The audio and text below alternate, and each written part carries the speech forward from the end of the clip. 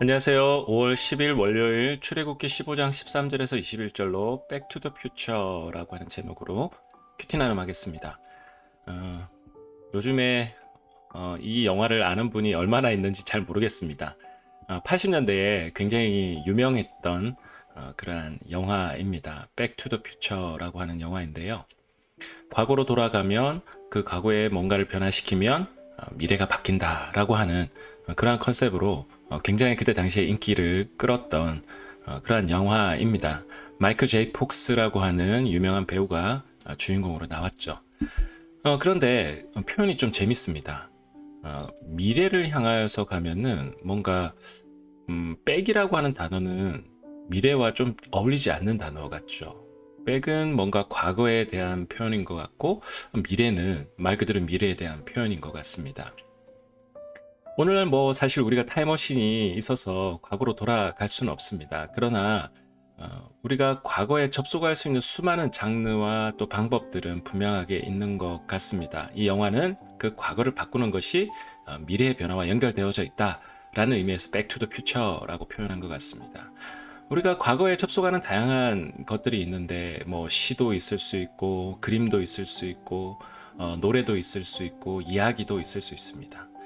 이제 우리가 과거라고 표현하면 뭔가 잊혀진 것들, 고리타분한 것들, 현재에는 별로 도움이 안 되는 것들, 뭐 그렇게 혹시 좀 너무 생각하시는 분들도 있을 수도 있을 것 같습니다. 어쩌게 보면 과거는 오늘날 우리의 현재를 만든 이어온 그 안에는 뭐 좋은 것도 있고 뭐 나쁜 것도 있겠죠. 그러나 분명하게 우리의 현재와 깊이 연관이 있는 것이 과거입니다.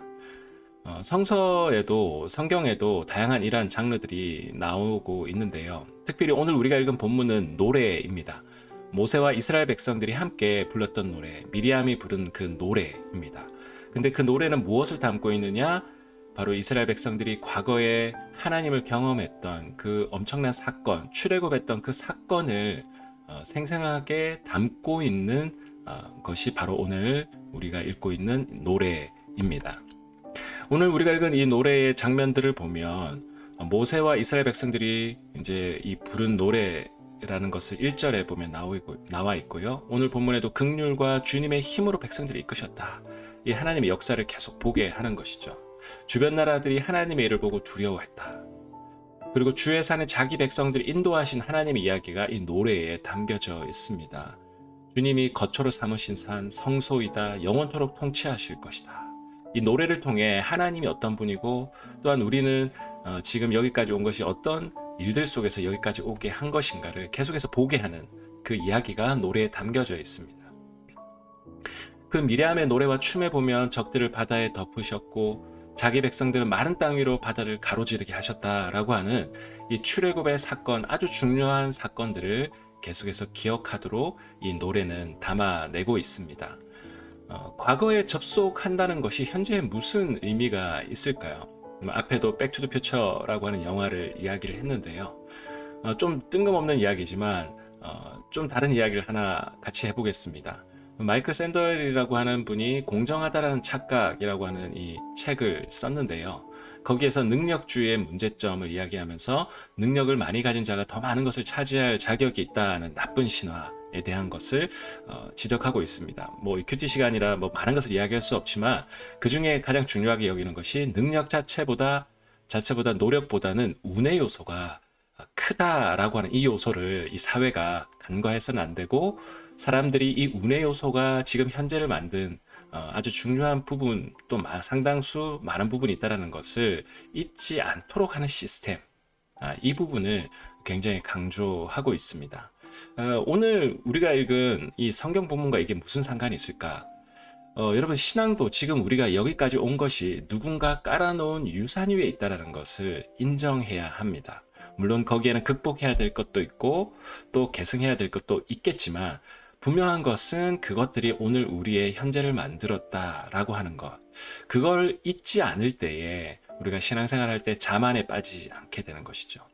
신약 성경에도 너희는 사도들과 선지자들의 터 위에 세워져 있다라고 하는 표현들도 나오는 것을 볼 때 끊임없이 성경은 과거를 기억하게 함으로 현재 우리가 어디서부터 왔는지를 또 기억하게 하고 그 올바른 인식이 올바른 미래를 결정할 수 있기 때문에 성경은 끊임없이 과거의 이야기를 계속해서 이야기하는 것 같습니다.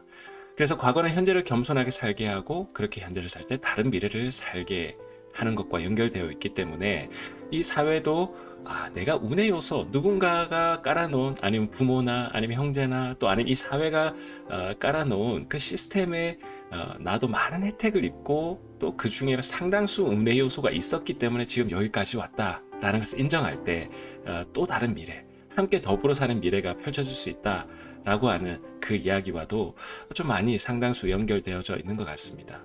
오늘 우리의 과거와 현재를 돌아보게 하는 수많은 장치들이 무엇이 있을지 한번 우리가 묵상해 봤으면 좋겠고, 나는 그것을 얼마나 접속해 나가고 있는가.